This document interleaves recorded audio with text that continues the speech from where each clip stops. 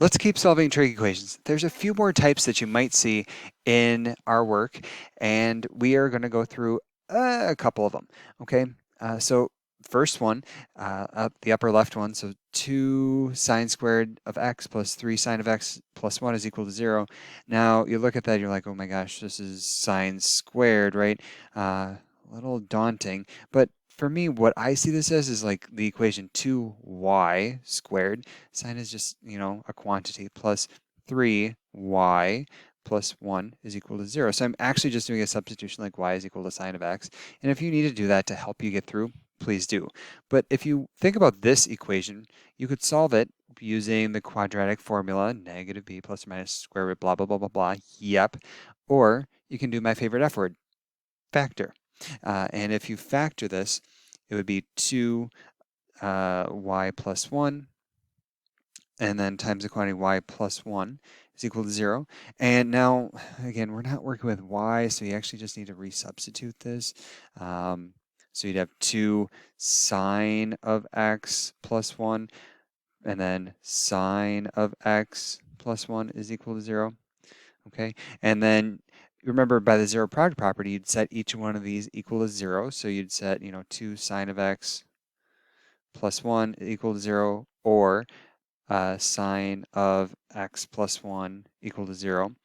Okay, isolate and solve. Okay, we get sine of x is equal to negative 1/2, or sine of x is equal to negative 1.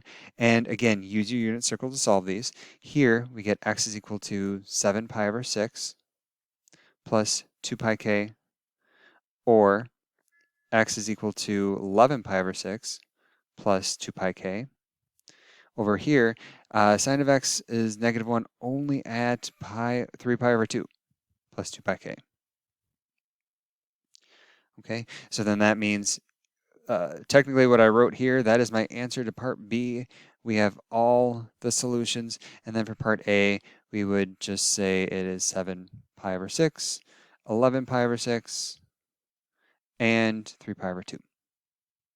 Boom, we got our answers, okay?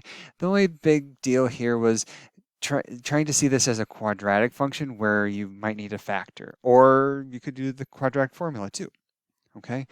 I'm actually going to skip the cosine alpha is equal to negative 3 over, or negative 2 over 3 for just a moment, and I want to look at this tangent case, okay? And I'm probably not going to finish this in its entirety. I'm just going to point out a few things. So again, we would begin by isolating. So tangent squared of x is equal to 3, right? Solve for tangent by, well, we need to get rid of the square, right? So we have to square root both sides. Remember the plus and minus square root of 3, okay? And then at this point, if you need to view this as square root of 3 over 1, you sure can. For me, you might want to think about dividing numerator and denominator by 2. As long as you do it to both places, you're fine. But we would end up with plus or minus square root of 3 over 2 all over 1/2. So actually what we need to do is look at the places. So this is actually saying two things. We would need to look at the equation where tangent of x is equal to square root of 3 over 2 over 1/2, as well as, I should actually say or, tangent of x is equal to negative square root of 3 over 2 all over 1/2. Okay, so it's you're going to get a few more answers. Kind of jumping to the answers just for the sake of time. Here's what we get. Okay, so looking at the positive case, that would be pi over 3. So we're in quadrant 1, and then also we would get 4 pi over 3 if we look in quadrant 4 or quadrant 3. Or in the case where you get a negative, that would be the angle 2 pi over 3, and then also 5 pi over 3 from the unit circle. But again, you could just represent that with 2 pi over 3 plus pi k. So there we go. We have our solutions for that one. Big thing is just with the plus and minus, you actually have to break it into two separate equations and consider each equation. Now the next one, and I skipped this intentionally because it is a little messy. Okay, so this is the case where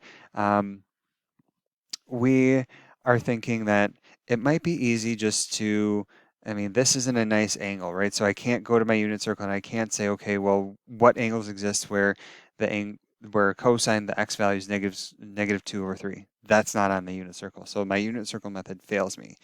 Okay, so what I need to instead do is say, okay, well, let's do the inverse function. That's my only tool left. So I get cosine inverse of negative 2/3. Okay, now just graphically, if we think about this, right, if I'm using the inverse function, I'm automatically restricted to quadrants 1 and 2. Okay, so when I'm thinking about this as an angle, this angle alpha, since cosine is negative, it's going to be in quadrant 2. So this is my angle alpha.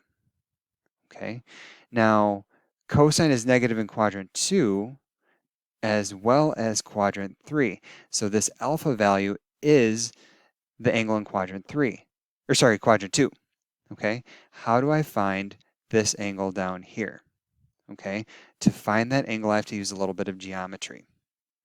So the geometry is that you could recognize that this would be alpha prime. Okay, and so you'd have to come down into quadrant 3 by alpha prime. Okay, but if we're clever, we could so you could set up the geometry and do 180 180 or pi plus alpha or whatever. I actually just prefer to say, okay, well, if this is alpha prime down in quadrant 3, then if I go clockwise by alpha, that would get me to the same spot. So actually my other angle is minus alpha. So minus alpha would also be this cosine inverse of minus 2/3. Or put differently, alpha would be equal to negative cosine inverse of negative 2/3. Okay, so these would both be my answers. Okay, so for part B, okay, well actually part A, I found those this time first. Cosine inverse of negative 2/3, and then also negative cosine inverse of negative 2/3. Okay, and then for part B, I would do cosine inverse of negative 2/3 plus 2 pi k, and then also negative cosine inverse of negative 2/3 plus 2 pi k.